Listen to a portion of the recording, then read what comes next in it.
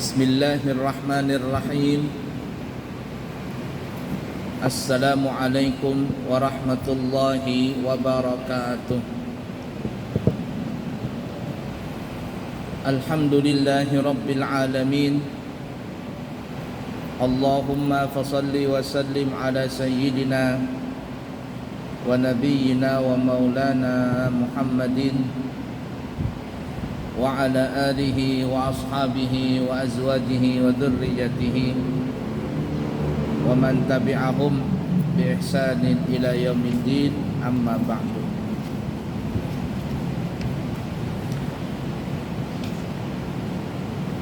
Kembali kita melanjutkan pelajaran kita di dalam kitab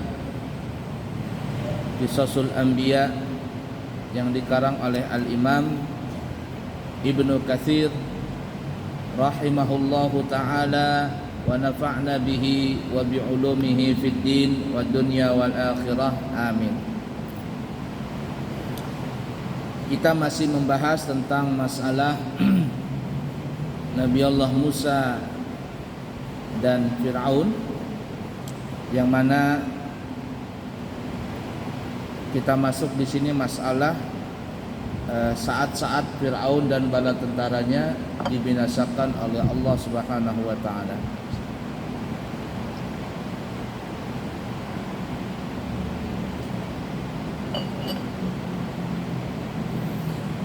Para ahli tafsir dan yang lainnya dari kalangan ahlul kitab. Ahlul kitab ini dari kalangan Yahudi atau Nasrani. Ada mereka yang ahli kitabnya mengatakan bahwa kaum Bani Israel itu pernah meminta izin kepada Fir'aun agar mereka diperkenankan menghadiri perayaan ritual keagamaan pada hari raya mereka. Lalu ia terpaksa mengizinkan. Fir'aun pun terpaksa mengizinkan Bani Israel untuk memperingati hari raya mereka. Tapi dengan hati yang dongkol dan membenci terlaksananya perayaan tersebut.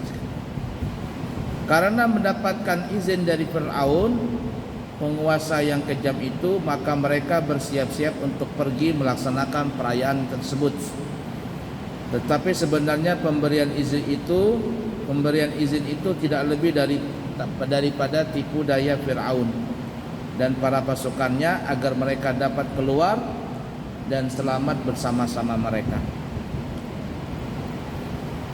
Selanjutnya ada juga versi yang lain, dikatakan orang-orang yang beriman itu diperintahkan untuk meminjam perhiasan dari Fir'aun dan kaumnya, dan mereka pun memberikan pinjaman yang banyak. Setelah mendapatkan pinjaman itu, mereka pergi menuju Syria di malam hari. Mengetahui berita tentang kepergian mereka, Fir'aun pun dan pembesar-pembesarnya marah. Seketika itu Fir'aun mengomando semua pasukan dan kekuatannya untuk mengejar mereka. Nah, ini versi-versi yang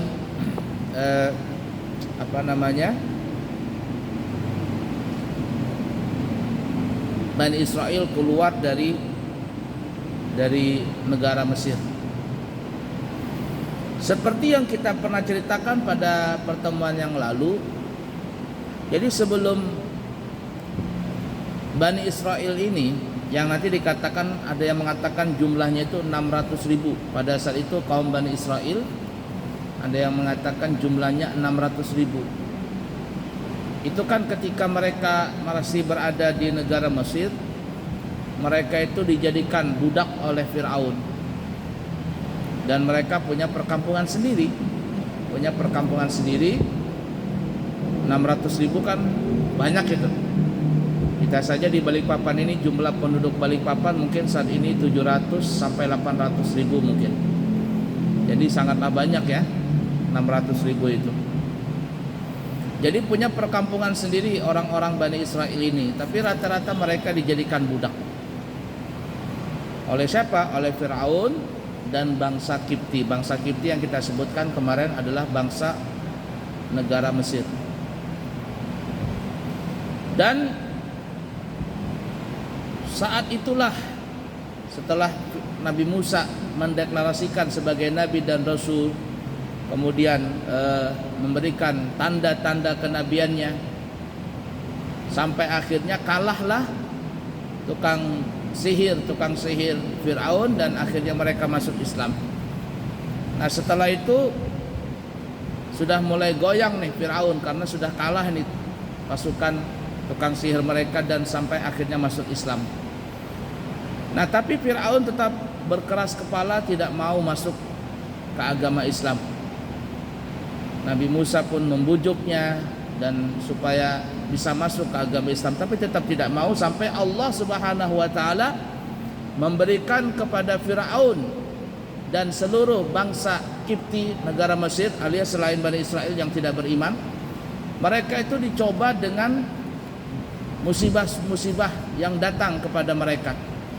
Tujuannya adalah supaya mereka sadar bahwa perbuatan mereka ini salah dan supaya masuk Islam kembali. Sehingga yang kita katakan datanglah angin topan menghancurkan perkampungan perkotaan Mesir. Tapi yang anehnya topan ini tidak datang kepada perkampungan Bani Israel. Angin itu terus datang sampai akhirnya Fir'aun pun minta kepada Nabi Musa untuk menghentikan itu, agar Allah menghentikan semua itu. Kalau seandainya dihentikan, Fir'aun akan masuk Islam. Maka Nabi Musa pun berdoa supaya dihentikan. Namun akhirnya Fir'aun juga ngeprank, bahasa kitanya ngeprank ya, ngeprank Nabi Musa, tidak lagi beriman. Kecewa Nabi Musa, ibarat kata Allah coba lagi datangkan apa? Belalang.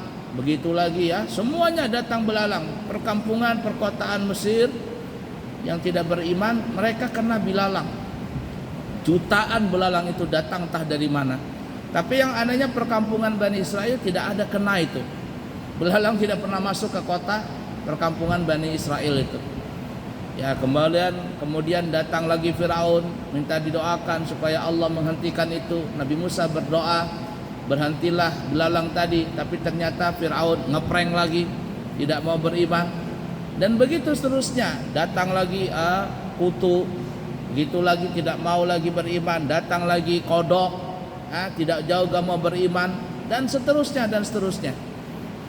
Sampai akhirnya Firaun ini mendapat masukanlah dari menteri-menterinya. Satu-satunya cara supaya musibah ini tidak datang lagi, padahal itu bukan musibah ya, itu adab dari Allah Ta'ala. Satu-satunya caranya adalah Bani Israel ini semuanya dikeluarkan dari negara Mesir. Ya, dari negara Mesir. Bahkan ada yang mengatakan pernah satu malam Nabi Musa sudah mengancam kepada Firaun, "Hai Firaun, kalau engkau tidak beriman jangan salahkan, anakmu mati dan seluruh anak-anak Mesir mati semuanya." Nah, malam hari itu tiba-tiba datang kegelapan yang sangat gelap dan semua anak laki-laki orang Mesir mati pada saat itu. Sedangkan anak-anak yang di Bani Israel, perkampungan Bani Israel aman-aman saja. Tidak ada musibah yang datang. Sampai akhirnya Firaun ini kesel dengan Nabi Musa, dapat masukan dari menteri-menterinya dan lain sebagainya. Satu-satunya cara supaya menghentikan musibah ini tidak datang silih berganti adalah dengan mengusir Bani Israel dari negara Mesir dan juga membunuh Nabi Musa. Nah, sampai akhirnya yang kita versi tadi itu, ada versi yang pertama, mereka keluar dengan cara, ya, Bani Israel keluar dari negara Mesir dengan pura-pura mengadakan perayaan. Ya, itu versi kedua. Versi pertama. Versi kedua tadi dikatakan mereka injam harta dari Firaun kemudian keluar. Nah, itu versi dari orang Bani Israel. Tapi sebenarnya nanti adalah Nabi Musa meminta kepada Firaun supaya Bani Israel ini dikeluarkan tanpa ada syarat. Keluarkan dari Mesir. Nabi Musa membawa Bani Israel ini yang jumlahnya kurang lebih 600.000 keluar dari negara Mesir sampai akhirnya nanti melewati Lautan Merah. Nah, itu yang kita pernah kemarin ceritakan sedikit tentang perjalanan mereka. InsyaAllah nanti mungkin akan disebutkan lebih jelas lagi di kitab ini. Allah Subhanahu wa taala berfirman dalam surah Asy-Syu'ara ayat 52 sampai 68. Nah ini ya, Nabi Musa keluar membawa Bani Israel dari negara Mesir, keluar dari negara Mesir. A'udzu billahi minasy syaithanir rajim. وأوحينا إلى موسى أن أسر بعبادي إنكم متبعون فأرسل فرعون في المدائن حاشرين إن هؤلاء لشرذمة قليلون وإنهم لنا لغائظون وإنا لجميع حاذرون فأخرجناهم من جنات وعيون وكنوز ومقام كريم كذلك وأورثناها بني إسرائيل فأتبعوهم مشرقين فلما تراءى الجمعان قال أصحاب موسى إنا لمدركون قال كلا إن معي ربي سيهدين فأوحينا إلى موسى أن اضرب بعصاك البحر فانفلق فكان كل فرق كالطود العظيم وأزلفنا ثم الآخرين وأنجينا موسى ومن معه أجمعين ثم أغرقنا الآخرين إن في ذلك لآية وما كان أكثرهم مؤمنين وإن ربك لهو العزيز الرحيم.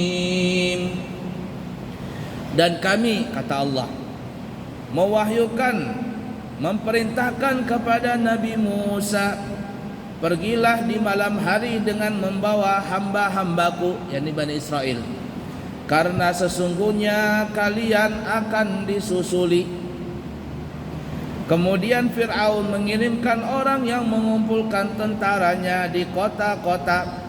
Fir'aun berkata, sesungguhnya mereka Bani Israel benar-benar golongan kecil, dan sesungguhnya mereka membuat hal-hal yang menimbulkan amarah kita, dan sesungguhnya kita benar-benar golongan yang selalu berjaga-jaga. Maka kami keluarkan Fir'aun dan kaumnya dari taman-taman dan mata air, dan dari perbendaharaan dan kedudukan yang mulia. Demikianlah halnya, dan kami anugerahkan semuanya itu kepada Bani Israel. Maka Fir'aun dan bala tentaranya dapat menyusuli mereka di waktu matahari terbit. Maka setelah kedua golongan itu saling melihat, berkatalah pengikut-pengikut Nabi Musa, sesungguhnya kita benar-benar akan tersusul. Nabi Musa menjawab, sekali-kali tidak akan tersusul. Sesungguhnya Tuhanku besertaku, kelak dia akan memberi petunjuk kepadaku. Lalu kami wahyukan kepada Nabi Musa, pukullah lautan itu dengan tongkatmu. Maka terbelahlah lautan itu, dan tiap-tiap belahan adalah seperti gunung yang besar. Dan di sanalah kami dekatkan golongan yang lain, dan kami selamatkan Musa dan orang-orang yang besertanya semuanya. Dan kami tenggelamkan golongan yang lain itu, yakni Fir'aun dan bala tentaranya. Sesungguhnya pada yang demikian itu benar-benar merupakan suatu tanda yang besar, mukjizat. Dan tetapi adalah kebanyakan mereka tidak beriman. Dan sesungguhnya Tuhanmu benar-benar dialah yang maha perkasa lagi maha penyayang. Ulama ahli tafsir berkata, Fir'aun beserta bala tentaranya berkuda dalam jumlah yang sangat besar, menyisir semua daerah. Jadi ketika Bani Israel sudah keluar dari perkampungan, Fir'aun mengejar. Fir'aun mengejar, mau dibinasakan semua oleh Fir'aun. Maka Fir'aun pun membawa pasukan yang sangat besar sekali, ribuan pasukan berkuda, untuk mencari dan mengejar kaum Bani Israel. Ada yang mengatakan bahwa Firaun berada di tengah-tengah pasukan berkudanya, berjumlah 100.000 kuda jantan yang berwarna hitam. Nah, jadi Firaun membawa pasukan yang berkuda nih 100.000 berkuda, kudanya kuda jantan semuanya. Ini yang kuat-kuat semuanya. Itu pasukan kudanya. Sedangkan seluruh pasukan yang menyertai Firaun itu berjumlah 1.600.000. Nah, banyak ya. Sedangkan Bani Israel cuma berapa tadi? Yang kita katakan, ada yang mengatakan 600.000. Firaun membawa tentaranya 1.600.000. Nah, dari 1.600.000 itu pasukan berkudanya adalah 100.000 pasukan berkuda. Kuda-kuda jantan semuanya, warna hitam kudanya. Artinya gesit, kuat semuanya ini. Wallahu alam. Ya, itu ada pendapat demikian. Intinya Firaun ini betul-betul ingin membantai Bani Israel pada saat itu. Tapi dia membantai tidak mau di kota Mesir, keluar dari negara Mesir. Sementara kaum Bani Israel yang dikejar-kejar itu menurut pendapat, nah ini ya kita bilangkan tadi, jumlahnya adalah 600.000 orang. Jadi berapa itu, Mbak? 1:3 ya. 1:3 lah.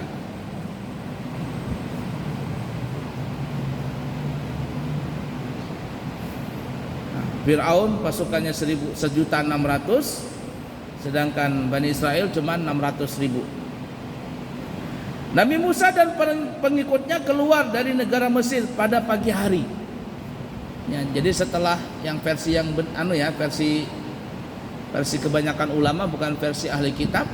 Jadi ketika Nabi Musa sudah negosiasi kepada Fir'aun, minta izin keluar dari negara Mesir ini, maka Nabi Musa pun membawa pasukannya tadi. Ya, keluar dari negara Mesir di pagi hari. Nah, tapi ya tadi tuh, Fir'aun ini dikompor-komporin. Ini nggak bakalan ini katanya. Walaupun mereka keluar dari negara Mesir, bisa saja nanti datang terus bala. Kemarin-kemarin kutu, kemarin-kemarin kodok. Jangan-jangan nanti akan datang bisa lebih daripada itu lagi. Fir'aun berpikir, ya sudahlah, kalau begitu bantai aja semuanya, bunuh semuanya. Nah, jadi Nabi Musa dan Bani Israel keluar di pagi hari, keluar dari negara Mesir. Sedangkan Fir'aun beserta pasukannya dapat menemukan jejak dan menyusul mereka pada saat matahari terbit. Jadi kurang lebih 24 jam ya baru ketemu itu. Nabi Musa pagi hari sudah jalan, sudah mengetahui ya Fir'aun sudah tahu bahwa Bani Israel sudah keluar, baru dikejar oleh Fir'aun dan bala tentaranya yang berjumlah 1.600.000 tadi. Tapi ketemu dengan pasukan Nabi Musa kapan? Besok harinya, waktu matahari terbit. Jadi bedanya 24 jam nih. Kedua pasukan saling melihat keberadaan masing-masing yang dipandang sebagai musuhnya. Jarak antara kedua pasukan menjadi semakin dekat dan merapat. Kedua pasukan saling menampakkan diri berhadap-hadapan, sehingga perdebatan, penyerangan dan perlawanan tak lagi dapat dihindarkan. Ya. Dalam kondisi semacam itu, para pengikut Nabi Musa merasa cemas dan ketakutan seraya berkata, kita tentu akan tersusul oleh mereka. Nabi Musa ini gimana ini? Walaupun di antara kita ada yang bisa main pedang, main panah dan sebagainya, nggak mungkin kita bisa mengalahkan Firaun dan bala tentaranya. Gimana ini? Terbantai kita semuanya. Ya. Saya ada pernah nonton film Nabi Musa, tapi versi zaman dulu ya, versi zaman dulu. Dan itu berapa kali ditayangkan di TV nasional kalau tidak salah. Jadi sebenarnya kalau versi yang kita lihat ini tidak sempat bertempur, jadi nggak sempat berkelahi, perang tuh nggak sempat. Jadi ketika sudah sampai di lautan, maksudnya di pesisir pantai, Firaun ini sudah mau datang nih, mau dibantai di pantai itu. Maka berkatalah kaumnya, ya Nabi Musa, gimana kita ini? Di depan kita lautan, di belakang kita musuh Firaun dan bala tentaranya. Ini ibarat kata maju kena mundur kena. Kita maju lautan, mati juga nyebrang, nggak mungkin nyebrang lautan berenang. Kita berhadapan dengan mereka, pasti kita kalah. Nah dalam versi film itu ya wallah alam apakah begitu nanti ceritanya, mungkin ada versi-versi yang lain ya. Ketika Firaun sudah mau mendekat, maka Allah menurunkan angin topan tapi bentuknya api. Oh begitu. Jadi Firaun ini terhalang, pasukannya juga terhalang dengan angin topan api ini. Nggak bisa menyusul. Sebenarnya menyusul tuh, tapi karena ada angin topan api, Firaun dan bala tentaranya nggak bisa nyusul. Jaraknya sudah dekat lah ya. Sampai akhirnya Allah memerintahkan kepada Nabi Musa untuk memukul lautan tadi dengan tongkatnya. Terbelahlah lautan tadi. Nah kemudian setelah terbelah, Nabi Musa pun memerintahkan kepada Bani Israel untuk melewati lautan tersebut, terus lewat. Sedangkan Firaun dan bala tentaranya nggak bisa nyusul karena api ini terlalu menghalangi mereka. Mau lewat mana pun nggak bisa. Angin topan angin topan api gede sekali. Sampai akhirnya Nabi Musa dan Bani Israel mau dekat sampai ujung nyebrang lautan. Nah baru api tadi hilang, angin topan api itu hilang. Nah setelah hilang baru Firaun dan bala tentaranya sampai di pantai. Masuk takut, gak masuk malu. Itu yang kita sebutkan kemarin, ada versinya. Tentara Firaun berkata, "Hai Firaun, itu Nabi Musa gak ngaku jadi Tuhan, tapi dia bisa membelah lautan. Lah engkau bukan lagi ngaku bukan lagi ngaku jadi nabi, tapi ngaku jadi Tuhan. Masa nggak bisa ngelewatin lautan itu?" Firaun sebenarnya yakin kalau dia lewat atau masuk ke dalam lautan itu pasti mati. Ya. Dan kebetulan yang kita katakan tadi, Firaun ini menaiki kuda jantan dengan pasukannya yang berjumlah 100.000 pasukan berkuda. Sampai akhirnya malaikat Jibril membawakan kuda betina di tengah-tengah laut situ. Di tengah laut kuda betina dikasih lihat. Malaikat Jibril membawa tadi. Dilihatlah sama kudanya Firaun. Kudanya Firaun kan jantan. Ngelihat kuda betina cantik. Akhirnya kudanya Firaun ini pun masuk ke dalam lautan tadi. Firaun sebenarnya nggak mau, jangan masuk. Tapi karena kuda jantan sudah lama nggak kawin, ngelihat kuda betina cantik, masuk dia, bung. Pasukan Firaun menyangka bahwa Firaun ini masuk dengan sendirinya, artinya dengan kemauannya. Tapi ternyata bukan itu. Nah, karena salah sangka, masuklah semuanya ke dalam lautan. Ketika sudah di tengah-tengah lautan, pasukan Bani Israel sudah nyampe ke ujung sana, baru lautan nyatuk semuanya. Disitulah Firaun dan bala tentaranya mati.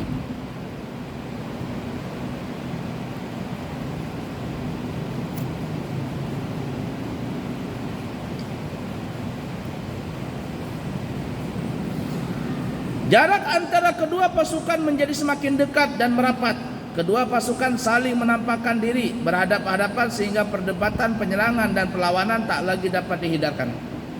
Dalam kondisi semacam itu, para pengikut Nabi Musa merasa cemas dan ketakutan seraya berkata, kita tentu akan tersusul oleh mereka.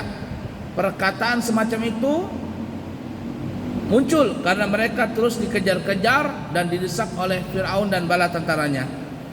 Sedangkan di hadapan mereka terbentang lautan luas, tidak ada jalan lagi bagi mereka untuk menyelamatkan diri dari kejaran Fir'aun dan bala tentaranya. Selain harus menyeberangi lautan, mereka diapit oleh gunung di kanan dan kiri. Mereka yang di kanan kiri mereka yang sangat tinggi dan terjal gunung tersebut.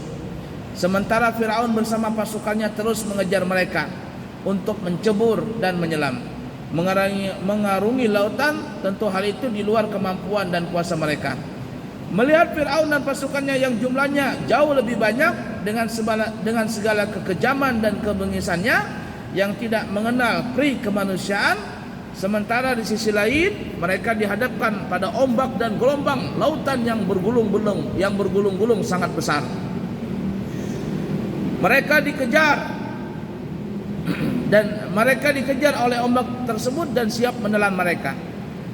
Maka mereka benar-benar tercekam oleh ketakutan yang luar biasa. Dalam kondisi ketakutan semacam itu, mereka mengadu kepada Nabi Musa.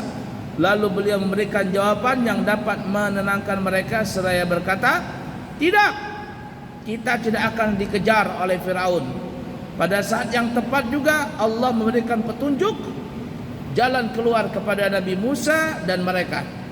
Nabi Musa pun yang semula berada di posisi paling belakang mengawal para pengikutnya menuju ke depan dan mencari jalan sampai ke depan pasukan Bani Israel, dan melihat di depannya terbentang lautan luas dan ombak gelombang yang menggunung-gunung mengejar mereka. Nabi Musa berkata, perjalanan ini memang perintah Allah. Sementara saat itu Nabi Musa bersama Nabi Harun dan Nabi Yusha bin Nun yang merupakan tokoh pembesar dari ulama kalangan Bani Israel saat itu. Lalu Allah juga menurunkan wahyu dan mengangkatnya menjadi nabi setelah Nabi Musa dan Nabi Harun, sebagaimana yang kami kemukakan dalam pembahasan berikutnya nanti. Itu nanti Yusha bin Nun. Ya, Yusha bin Nun itu nanti ya ceritanya. Selain itu bersama Nabi Musa terdapat juga seorang mukmin yang berasal dari kalangan keluarga Firaun. Ada yang mengatakan orang itu yang kita sebutkan adalah keponakannya, sepupunya Firaun, dan yang kita bahas pada pertemuan yang lalu. Dia mencoba berkali-kali memacu kudanya hendak menyeberangi lautan. Seraya bertanya-tanya, mungkinkah hal ini bisa terjadi, kita melewati lautan ini? Sungguh berada di luar kemampuan manusia biasa. Karenanya itu ia berkata kepada Nabi Musa, wahai Nabi Allah, inilah saatnya engkau harus memainkan tongkat mukjizatmu. Lalu Nabi Musa menjawab, benar apa yang engkau katakan. Ketika keadaan benar-benar genting dan sangat terdesak, lalu Allah yang maha mulia dan maha agung serta berkuasa, yang menguasai aras, yang menurunkan wahyu kepada Nabi Musa, lalu Allah berkata, adrib bi'asaqal bahar, wahai Musa, pukullah lautan itu dengan tongkatmu. Lalu Nabi Musa memukulkan tongkatnya ke lautan tadi sebagai mukjizat dari Allah. Ada yang mengatakan ketika memukul tongkat ke laut itu, Nabi Musa berkata, terbalalah engkau hai lautan dengan izin Allah. Jadi dalam sini ada dua versi.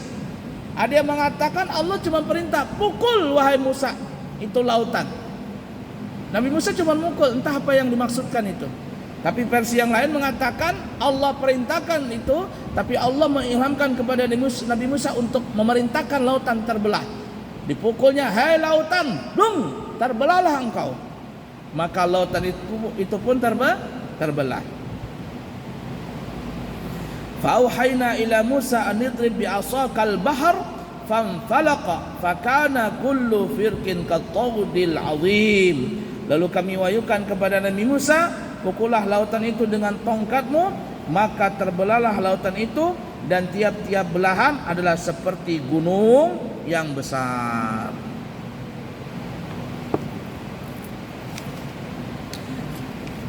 Dalam riwayat ini itu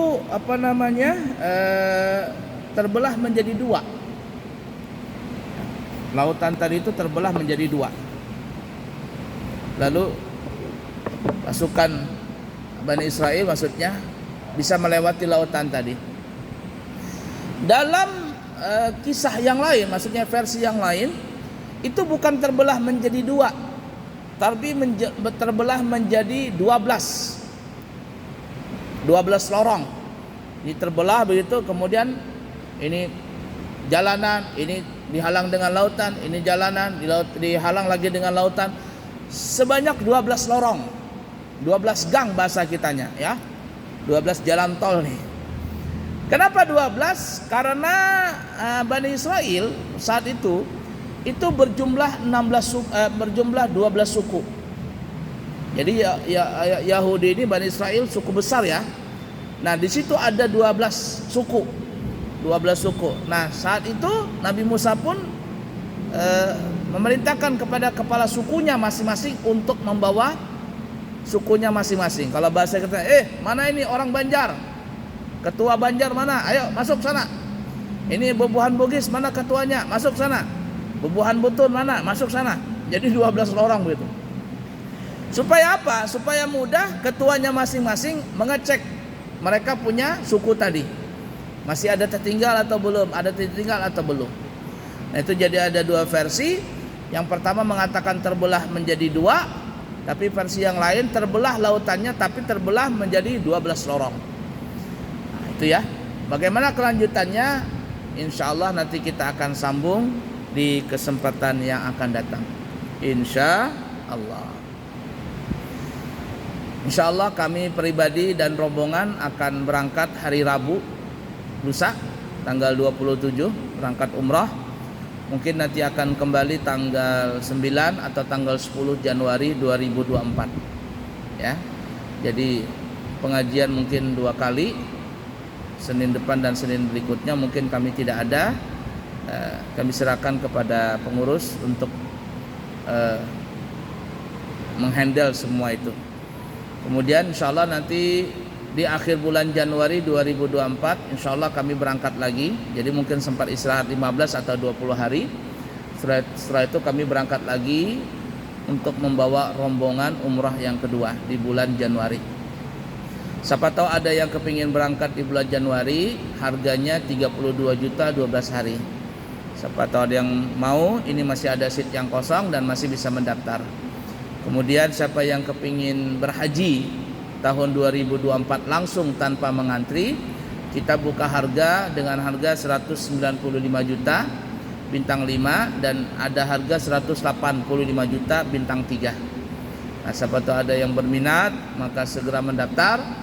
Karena pendaftaran 195 itu kami tutup nanti di akhir bulan Maret, yakni di pertengahan Ramadan.